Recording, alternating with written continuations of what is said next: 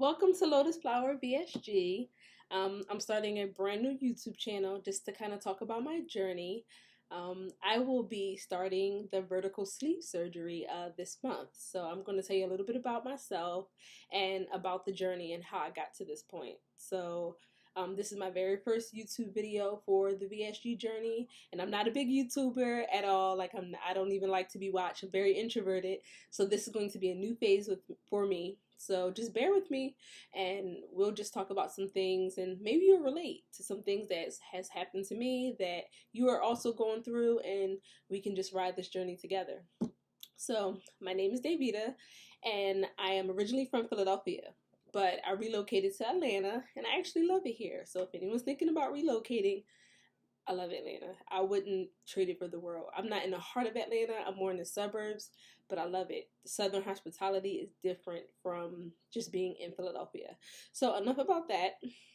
I'm a teacher, and I love my students, and I think that comes into play when I think about my weight. You know, I teach the little ones, like kindergarten and first grade. And sometimes I'm exhausted when I get home. Like when I get home, I'm too tired to do much of anything. And my kids keep me very busy. Kindergartners are 5 years old. First graders are about 6 or 7, depending on their birthday. And I can honestly say, like, I'm tired. Like when I get home, I'm exhausted. So I have a fiance, and when she wants to do something, I'm too tired to do it. I'm like, oh, well, can we push it off to the weekend or maybe later, or just give me a minute when I get in? And I realize my energy level, it really sucks. And I've tried everything. Like, I don't know if you guys have tried all the stuff that I've tried, but I've been on Weight Watchers. I've been on Atkins. I've been on Nutrisystem. I've tried Herbalife. What else? I've done the master cleanse, and I have videos on there about the master cleanse. I don't know how I did the master cleanse for 30 days, but I did. I don't even think I have the willpower to do that today. But I've been on everything. So anything you can think of, I've tried it. Now, losing weight is not hard for me. I can lose the pounds. Keeping it off is a different story. And it feels like it crushes my spirit every time. I'll be on a good path and I'm like, yes, I'm losing weight, and I see the pounds dropping, and then I start to see them coming back up. And every program that I've done, I feel like I gain more after I lose weight. Like I'll lose weight, lose 20 pounds, but then gain back 30. Lose 30 pounds, gain back 40. Lose 40 pounds, gain back. It's just enough. I had enough of the roller coasters. So why am I here? I'm at the point where enough is enough. I'm kind of tired of going through the roller coaster, tired of going through the ups and downs, and now I'm at a point where I realize I do need help. And I think it took me a long time to get here because I know a lot of people who have tried bariatric surgery, RNY, the sleeve, the balloon, all different, the bypass, so many different forms of surgery. But at that time, it wasn't for me. I wasn't ready. And in my mind, I think it's because part of me in the back of my mind said, well, you can't give up. To me, it was a form of giving up. But I had to realize it wasn't about giving up. It's about doing something that's really going to benefit my life and not looking at it as the easy way out, in a sense. So if you've ever thought about this being the easy way out, like I've thought about it, just let it go. Just let that thought go, because if I would have done what I wanted to do now, back when I first thought about it, I would probably be in a different point in my life. But the fact that I overthought it, just continuously overthinking and overthinking and overthinking, I procrastinated. And now I'm way heavier now than I was back then before. So enough of that. But if I'm thinking about what I want to do right now, I want to do the VSG surgery. So I put my money down in my deposits, and I'm excited about that. I'm going to Mexico. So the reason I'm going to Mexico is because I tried to go through Kaiser Permanente, which is my health insurance here. I was denied. I tried again. I was denied. So after multiple attempts of trying here, I realized, okay, what are my other options? So A few people that I know. I'm trying to think between like colleagues and coworkers and just siblings from friends. Other people have gotten it done in Mexico too. I just didn't know too much about it. So after doing some thorough research, I realized that I do want to go to Mexico and get the VSG, excuse me, surgery, and the facility is beautiful. So I've been doing a lot of research about that and about complications and so many other things. And I'll probably do another video about complications and do another video about just, everything, my whole entire journey. But my goal is to start a YouTube channel that helps people from all walks of life navigate this journey. Whether you've been denied in your insurance and you want to go to Mexico, is something that you've been considering and you want a deeper look into the process, and that's what I plan on doing. My video is different than other people's for a few reasons. Number one, I try to find so many videos about people who have locks, who've gone through the surgery, because as you may know, they talk about hair loss. Hair loss can be a complication of VSG.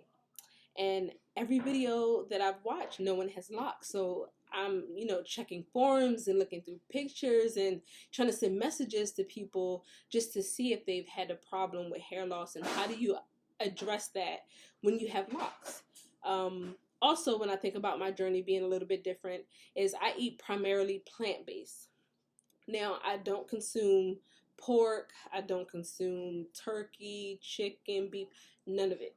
Now, I have had salmon on occasions. It's not something that I eat all the time, but if I go out with my family or friends and I can't find anything else to eat, I normally will resort to that. But on a typical day, I don't eat that at all. I don't eat eggs, and I don't eat dairy. No dairy, no eggs.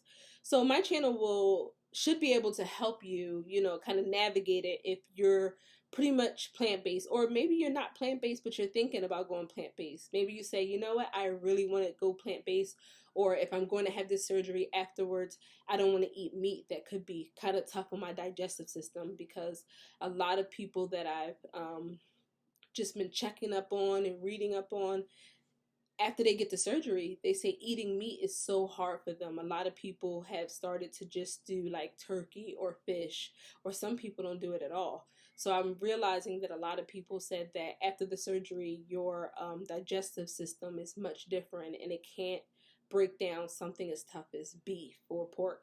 So for me, that's not a problem. But if you want to navigate toward my path, I'm going to have so many options for you. And I just did my video haul. I went to the store and got everything for pre-op. So I'm excited about pre-op. Woo!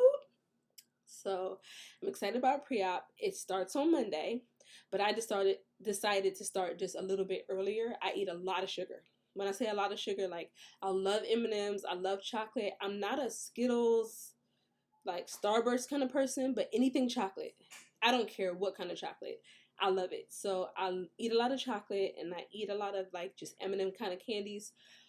So I decided to start my pre-op just a few days earlier to give me more time to kind of wean myself off of the sugar and caffeine. As a teacher, I really don't know a teacher who doesn't drink coffee.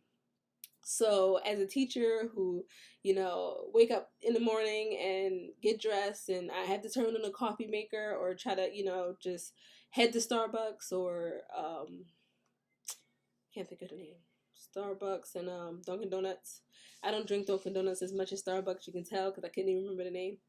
But depending on which way I take to work, I do have to have my coffee in the morning.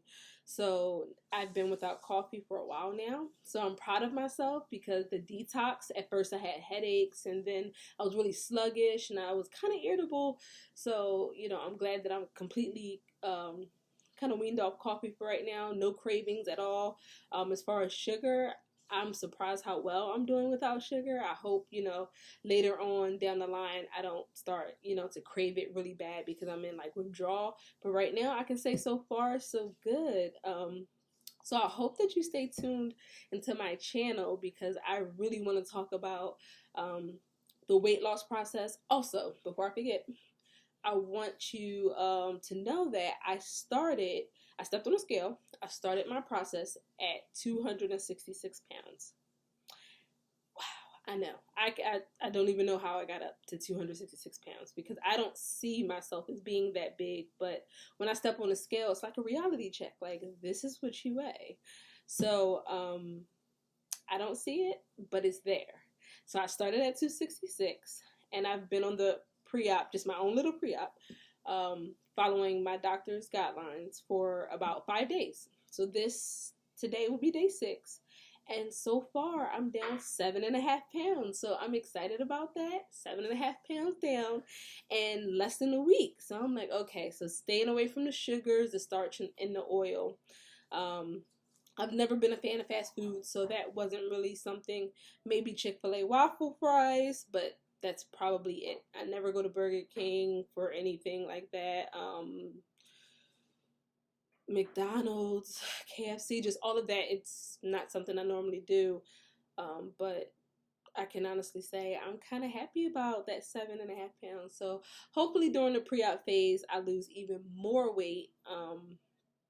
And I can actually start the journey right, because they say if you do really good on the pre-op phase, you're normally going to be structured for the post-op.